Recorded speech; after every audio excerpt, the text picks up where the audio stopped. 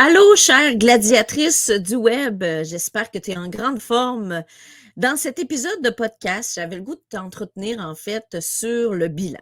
On est au mois de décembre, c'est vraiment un bon moment pour faire son bilan et je te dirais même que c'est le moment de faire son bilan, notre bilan, parce que je vais faire le mien en même temps, en fait, que je te propose des questions pour t'inspirer à faire ton bilan, mais c'est le moment de faire notre bilan de nos bons coups et de nos moins bons coups. Ce que je veux dire par là, en fait, c'est qu'il y a des choses pour lesquelles on est vraiment fier, puis il y a d'autres choses qu'on se dit, ouais, peut-être que j'aurais pu faire les choses autrement. Mais toutes les choses qu'on fait dans nos entreprises peuvent nous apprendre, en fait, quelque chose.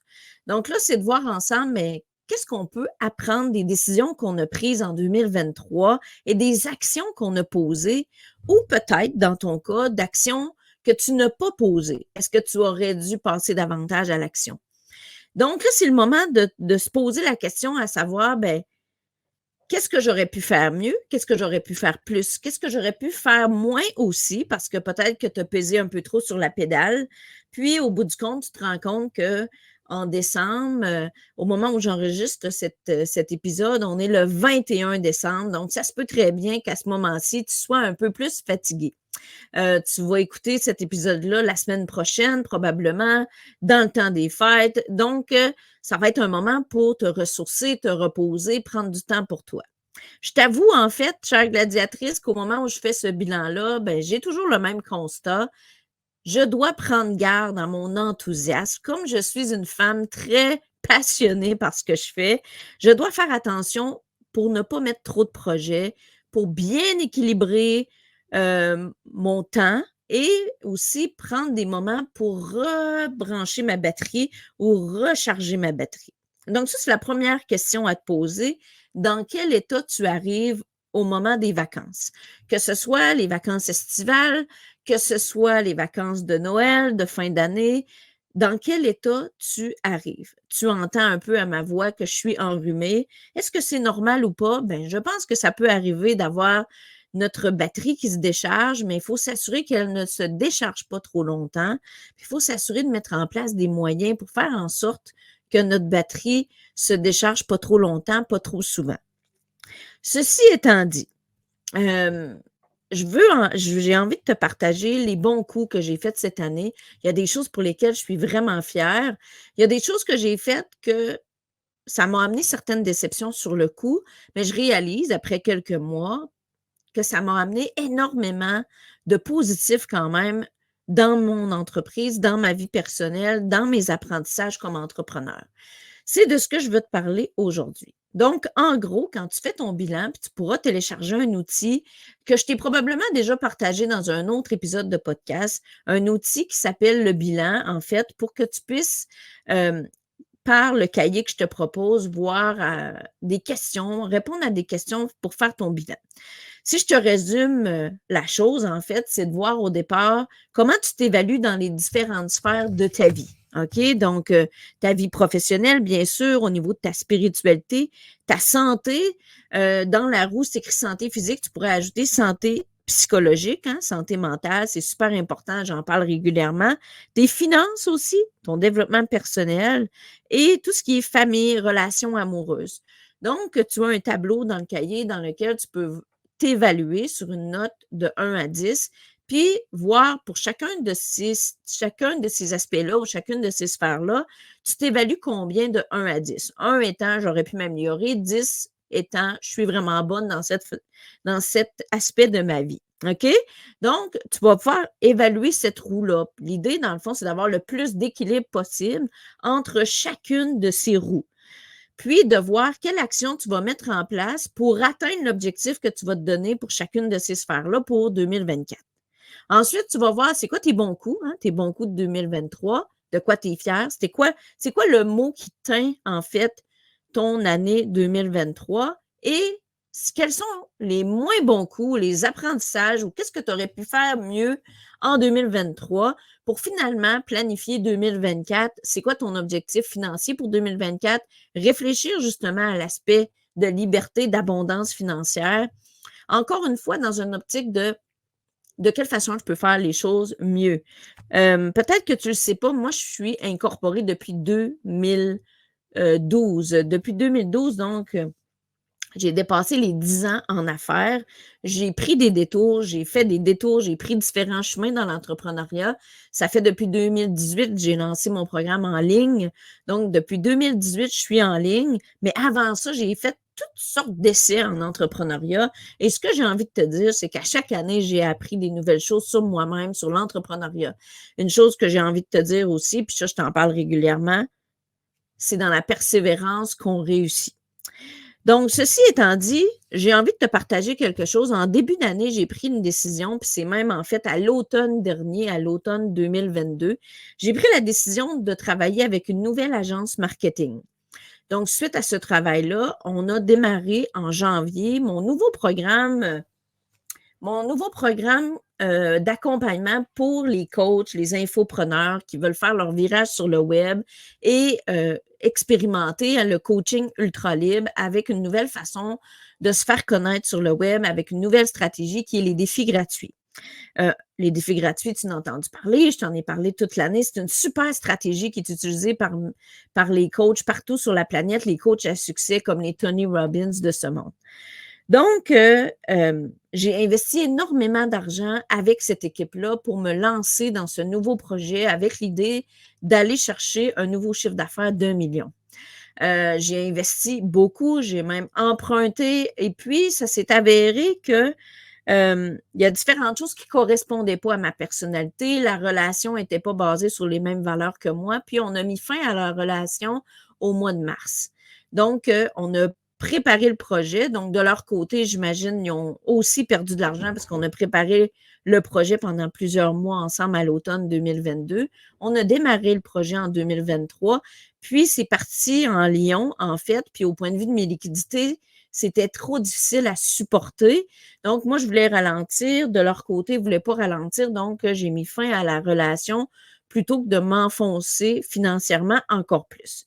La vérité, c'est que je me suis enfoncée financièrement. Comme je viens de te dire, j'ai pris des dettes.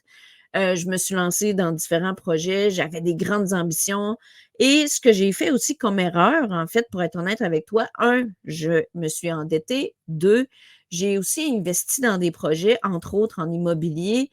J'ai investi des revenus que je n'avais pas déjà. OK? Je ne sais pas si ça t'est déjà arrivé de rêver tellement que tu vas réussir, puis d'investir de l'argent que tu n'as pas encore gagné. Dans le fond, c'est comme si tu vas au casino, puis tu mises de l'argent que tu n'as pas encore gagné.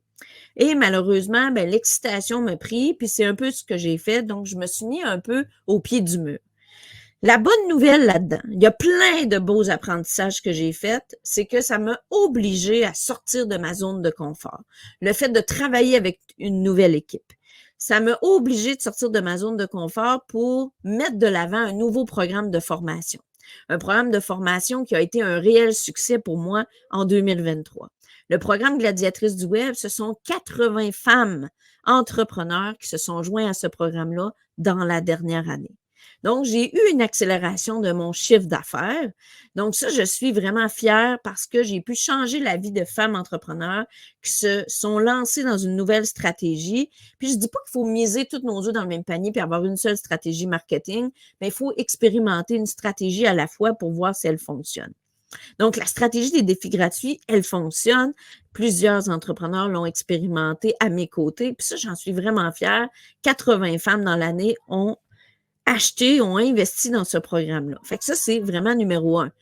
Puis si on dit on lance un nouveau programme, bien, ça veut dire filmer des nouvelles vidéos. Dans ce programme-là, il y a 8 modules, 3 bonus, énormément de contenu. On a lancé un webinaire pour parler justement de cette offre-là. Donc, ça a amené beaucoup, beaucoup, de visibilité, puis 2, bien, de créer du contenu pour vendre une nouvelle offre à ma clientèle. Donc ça, j'étais vraiment fière de ça. J'en suis encore très fière. L'autre chose que je l'ai dit, ça m'a incité parce que je voyais grand, je voyais beau. Mon champ de fleurs entrepreneuriales était très fleuri parce que je voyais les revenus arriver comme par magie. Donc, j'ai investi financièrement dans des projets immobiliers. Donc, ces investissements-là, j'ai été obligée après ça de générer du revenu par mes propres moyens puisque j'avais laissé l'agence marketing, mais ça m'a poussée à innover, à trouver des nouvelles idées, des nouvelles stratégies pour aller générer des revenus. Puis, en toute franchise, j'étais super fière parce que de septembre, en seulement 3 mois, de septembre à décembre, j'ai généré des revenus à la hauteur de 150 000 en 3 mois seulement. Donc, septembre, octobre, novembre, décembre, excuse-moi, en 4 mois seulement. Donc, en 4 mois seulement, je suis allée générer des revenus vraiment intéressants pour aller me sortir, en fait, de ma difficulté financière. Donc, ici, à la fin de l'année, je suis vraiment fière de dire que j'ai remboursé le 40 000 pour le prêt d'urgence pour les entreprises. Fait que ça, c'est vraiment un bon coup que j'ai fait parce que j'ai généré suffisamment de liquidités pour régler ce prêt-là et je suis en train de terminer aussi de payer un investissement immobilier qui va rester dans mon patrimoine. Fait que ça, je trouve ça vraiment cool. Puis, je sais que je dois stretcher dans ma business pour amener ça, pour continuer pour conclure ce projet-là, un super beau projet qui me tient à cœur. Mais tout ça, ça m'a amené, comme je l'ai dit tantôt, à sortir de ma zone de confort. Si j'avais pas eu tous ces événements-là, ben, j'aurais pas trouvé des solutions pour générer, ben, 149 000 en 4 mois de revenus pour justement accélérer la croissance. L'année passée, j'ai eu un revenu de 343 000 $. C'était exceptionnel. Je visais 1 million pour le mois de mai. Là, je vise le demi-million, puis je me dis qu'on va y aller une étape à la fois. Puis c'est correct comme ça parce que tout cet apprentissage-là m'a fait comprendre que en étant, oui, incorporée, mais toute seule à la tête de mon entreprise, j'ai pas d'employés. Mon but, c'est quand même d'impacter un maximum de personnes, mais en ayant une structure d'entreprise qui est simple. Il y a 6 ou 8 femmes qui travaillent aux alentours de moi comme travailleurs autonomes. Ce ne sont pas des employés, mais au moins, ça me permet de créer de l'emploi, de donner de la business, d'avoir des super belles relations avec les filles avec qui je travaille. Puis éventuellement, peut-être que ces filles-là, je vais les faire travailler encore plus, justement, en augmentant mon chiffre d'affaires. Faut pas se limiter, il faut voir grand, puis c'est comme ça qu'on fait, justement, qu'on impacte encore plus de gens. Puis, comme je te dis, en tout cas, je te le partage, mon objectif, parce que mon année financière finit fin avril, c'est vraiment d'aller chercher le demi-million. Ça, c'est mon objectif. Mais ce que j'ai compris, puis je veux que tu le comprennes toi aussi, c'est que oui, on veut augmenter notre chiffre d'affaires, mais c'est combien qui t'en reste dans tes poches qui est important aussi. Combien tu es capable de placer semaine après semaine, mois après mois, pour que cet argent-là reste à toi, dans tes profits, dans tes projets, que ce soit des projets d'investissement immobilier, des projets de voyage, des projets d'expansion, des projets de retraite, des projets d'épargne. Hein? Donc, qui dit retraite dit épargne. Donc, de mon côté, j'ai réalisé beaucoup de rêves cette année. Donc, je suis vraiment contente de ça. Donc, c'est sûr que des fois, ça m'a amené des petits soucis de fonds de roulement, mais j'ai réalisé beaucoup de rêves. À la semaine de relâche, en mars dernier, on est allé une quinzaine de jours à Walt Disney. Fait que ça, c'était vraiment cool. Toute la famille, on est allés là ensemble. Ça, j'étais vraiment, vraiment contente de ça. J'ai fait une semaine dans le sud avec des filles, des amies filles. Puis, j'ai organisé, tu en as entendu parler, je t'en ai parlé souvent, en novembre dernier, mon tout premier bootcamp au Mexique. C'était un rêve que j'avais dans ma tête depuis super longtemps. Fait que ça, moi, j'ai le goût de te dire, continue à rêver, écris-les tes rêves, puis réalise-les. Parce que peu importe comment ça va aller, peu importe comment ça va virer, tu vas être contente. Tu vas être fière de toi parce que tu vas dire, yes, sir, je l'ai fait. J'ai réalisé mon rêve. Je suis vraiment fière de moi.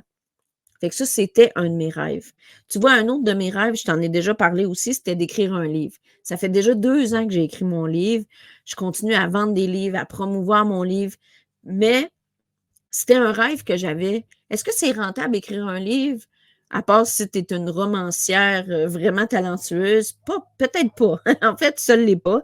Mais c'est tellement valorisant d'écrire sur papier ton histoire. C'est une façon de laisser un héritage. C'est une façon de partager ce que tu as à raconter avec les autres. Puis ça l'amène d'autres opportunités aussi. Donc, un de mes projets pour 2024, ça va être de faire des conférences pour justement inspirer les femmes entrepreneurs. Donc, j'ose te parler de chiffres pour que tu saches. Je ne l'ai pas fait, mon million, là. Je suis vraiment loin du million. Comme je t'ai dit l'année passée, 343 000, je ne suis même pas la moitié du million. Puis, je me suis endettée. Mais j'ai investi, j'ai voyagé personnellement 2 fois. Heu, on a voyagé tout l'été aussi en VR pour en camping. J'ai pris encore 12 semaines de vacances. J'ai un super mode de vie. Puis, en plus, ben, on a fait le bootcamp avec les femmes entrepreneurs. Mais je veux vraiment que tu réalises, là, que le fait que j'ai pris des risques, le fait que je me suis mouillée, que j'ai lancé, tu sais, à Noël, passé, je préparais mon webinaire pour lancer en janvier mon nouveau programme Gladiatrice du web. Parce qu'on a poussé la machine, parce que j'ai pris des risques, parce que j'ai investi en publicité, ça l'a propulsé le programme Gladiatrice du web à un autre niveau. Ça m'a amené de la nouvelle clientèle. Ça m'a fait connaître à des nouvelles femmes entrepreneurs. L'autre chose aussi, c'est que d'organiser un voyage dans le sud, c'était prendre un risque parce que, comprends-moi bien, si j'avais pas vendu de voyage, il aurait fallu que je paye des pénalités, mais on a vendu, plus que la quantité minimum demandée pour le voyage. J'ai créé un partenariat avec Lucie Bouchard, dont je t'ai parlé quelques fois déjà dans mon podcast. Puis ça l'a permis en fait oui, on a pris ce risque-là, ça a été un succès. Il y a, plus de 80 des femmes qui ont renouvelé pour l'année prochaine. On a déjà presque la moitié des places de vendues. On n'a même pas commencé à pousser les ventes, en fait, du Costa Rica. Puis, ça l'amène, en fait, que le prochain voyage va être vraiment à un autre niveau de rentabilité, à un autre niveau de, d'envergure, de prospérité, il va amener beaucoup plus d'impact, plus de prospérité, plus de visibilité. Puis j'ai investi, j'ai amené une photographe professionnelle, une vidéaste professionnelle. Donc, j'ai pris des risques aussi en créant un nouveau partenariat avec Lucie que je connaissais très peu. Puis j'ai bien choisi, je me suis fiée à mon intuition. Puis j'aurais pu dire, oh mon Dieu, ben j'ai eu un, un partenariat en début d'année qui il m'a pas convenu. C'est fini pour moi, les partenariats. Non, tu dois te laisser la chance. C'est comme quand tu sous-traites puis que tu embauches des gens puis que ça ne fait pas l'unanimité pour toi au départ. Ça ne correspond pas à ce que tu voulais, mais ça ne veut pas dire que tu arrêtes de sous-traiter. Tu continues. Tu continues de sous-traiter. Tu continues de faire des essais. Quand tu fais des partenariats, c'est la même chose. Tu continues de faire des partenariats parce que tu vas tomber sur une personne qui correspond à tes valeurs, qui correspond à qui tu es, qui correspond à ton niveau d'engagement. Puis c'est pour ça que j'ai trippé avec Lucie, parce qu'elle avait le même niveau d'engagement que moi. C'est une personne passionnée qui est engagée envers ses clientes, envers mes clientes, qui prenait soin des filles autant que moi, que je prenais soin d'elles, en fait. Donc, tout ça, ça fait en sorte qu'on a le goût de continuer à travailler ensemble. Mais si on n'avait pas tenté l'expérience, si je m'étais arrêtée uniquement au risque financier de dire: «OK, peut-être ça ne marchera pas», je ne l'aurais pas faite. Je ne l'aurais pas faite, mais j'ai risqué, je l'ai faite, puis j'en suis tellement fière. C'est sincèrement le voyage au Mexique, là, ma plus belle expérience comme femme entrepreneur parce que j'étais sur mon X puis je le vivais dans un paysage grandiose. J'en ai déjà parlé, je ne veux pas trop m'attarder, mais quand même, on peut dire que c'est un de mes grands succès de l'année. La semaine dernière, pour être exact, on a vécu la première édition du Party de Noël, puis ça aussi, ça a été un de mes grands succès. Il y a 76 femmes entrepreneurs qui se sont inscrites à cette première édition du Party de Noël. C'était une occasion pour moi de connecter, d'être là en vrai. Puis, le voyage au Mexique, le party de Noël, les masterminds en présentiel, ça m'a reconfirmé à quel point j'aime être avec les femmes en présentiel. Donc, ça, ce sont mes succès. J'ai aussi mon programme haut de gamme, mon programme d'accompagnement en mastermind, le parcours évolution. Il y a 16 femmes dans la dernière année, dans les 12 derniers mois, qui ont acheté le programme, qui ont investi dans ce programme-là. Donc, tu vois, là, c'est comme ça qu'on arrive à peu près là, dans les 12 derniers mois à 400 000 de chiffre d'affaires. C'est pour ça que je vise le 500 000 là, pour d'ici la fin du mois d'avril. Donc, je suis vraiment excitée par ça, par tous ces succès. Des fois, j'étais découragée, mais je ne me suis pas laissée décourager. Des fois, j'ai pleuré parce que j'étais énormément stressée par rapport à l'argent. Mais je veux que tu gardes en tête qu'il y a toujours des solutions, que tu peux toujours trouver une nouvelle offre à proposer à ta communauté, puis de voir de quelle façon tu peux leur offrir de la valeur, de quelle façon tu peux les aider, de quelle façon tu peux te retrousser les manches pour passer au prochain niveau. Puis tous les entrepreneurs que je connais à succès ont tout des moments où ils ont fait OK, là, j'ai un petit problème de liquidité.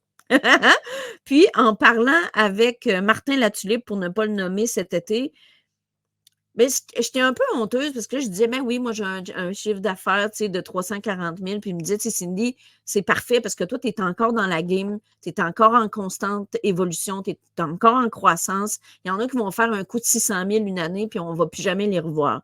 Fait que ça, c'est bon parce que d'avoir de la constance, de la présence, de la persévérance. Moi, si tu écoutes mon podcast maintenant, puis tu te dis, j'ai pas les moyens de faire affaire avec toi maintenant, Cindy, ben plus tard, quand tu vas revenir, je vais être encore là.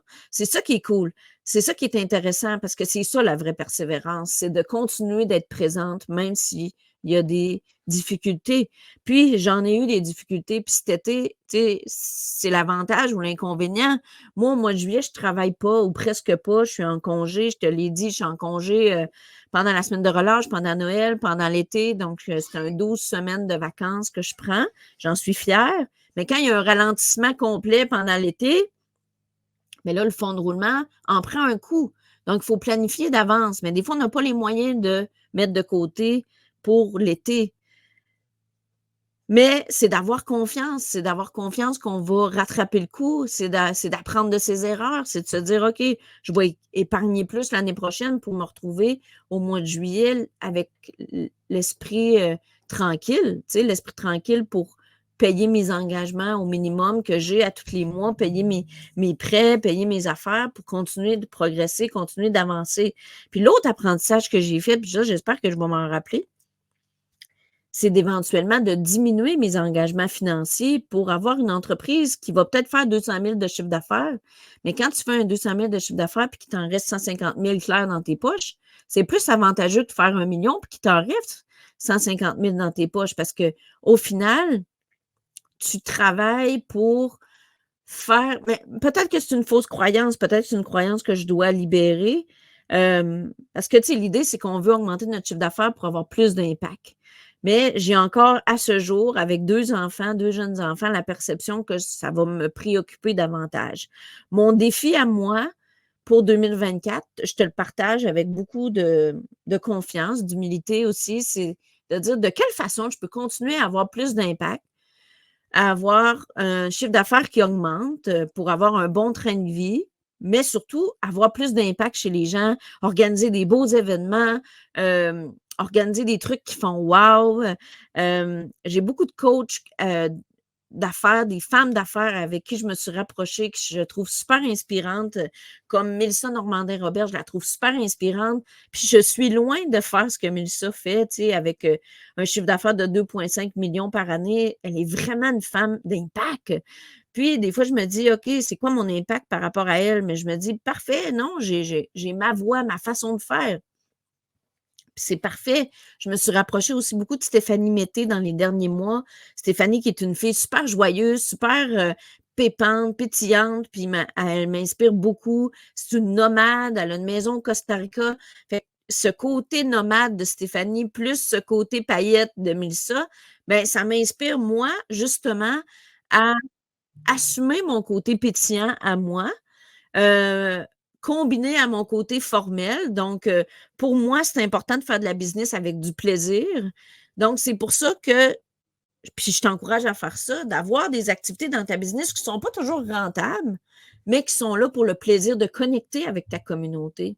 Par exemple, d'organiser des événements comme un party de Noël, c'est pas nécessairement une activité rentable, mais c'est une activité pour créer de la connexion humaine, pour être ensemble, pour avoir du plaisir, euh, pour être vrai, pour être ensemble. C'est pour ça que c'est un bon coup.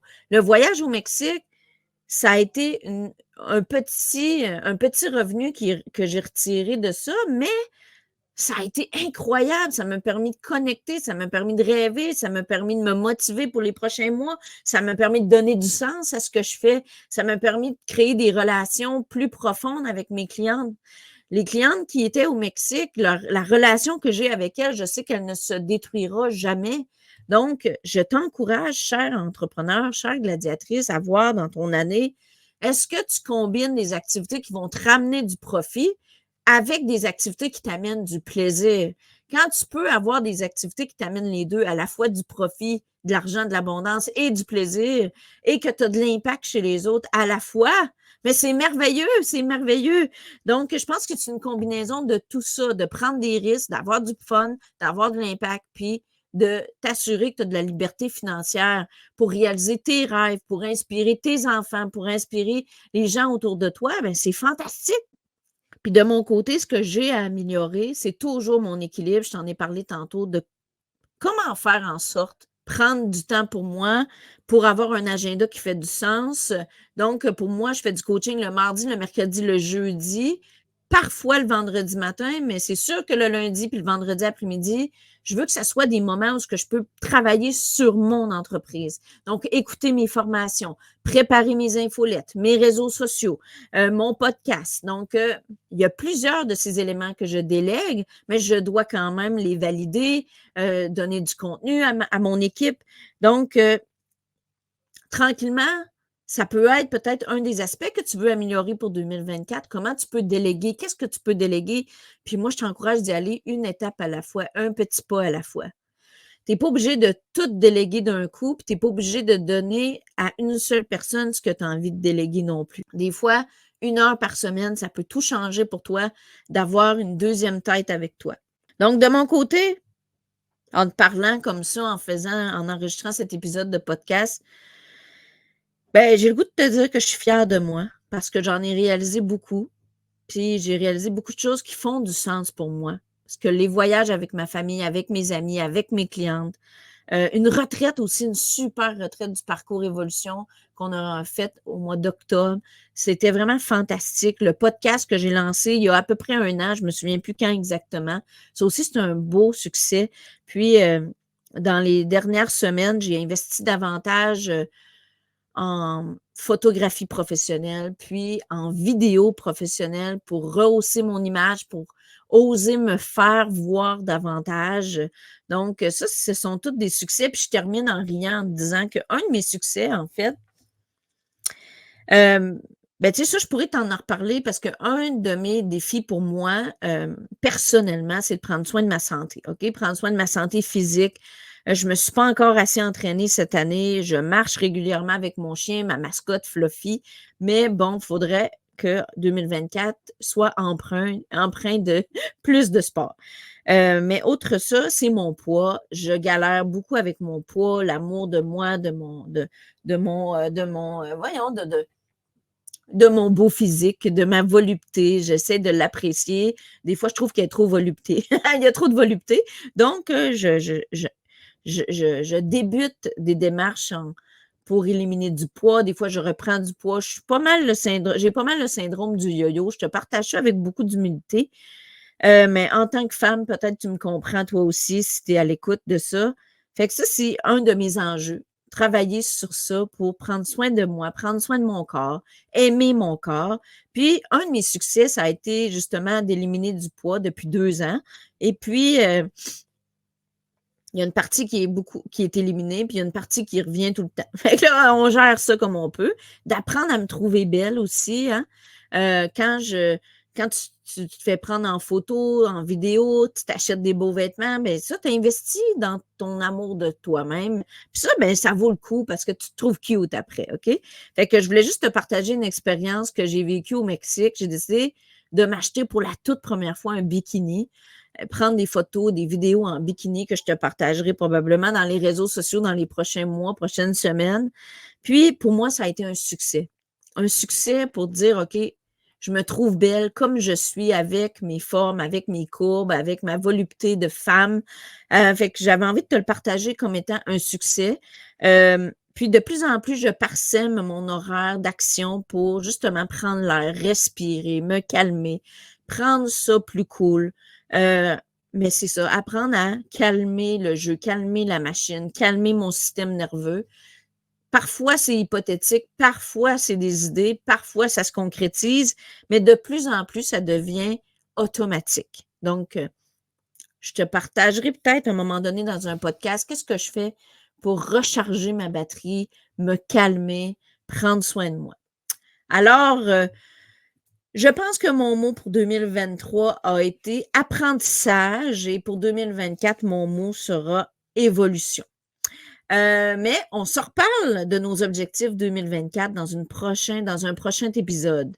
Je t'encourage à télécharger le cahier pour que tu puisses faire ton bilan pendant le temps de Noël et puis on se revoit en 2024, chère gladiatrice du web. À bientôt. Ciao.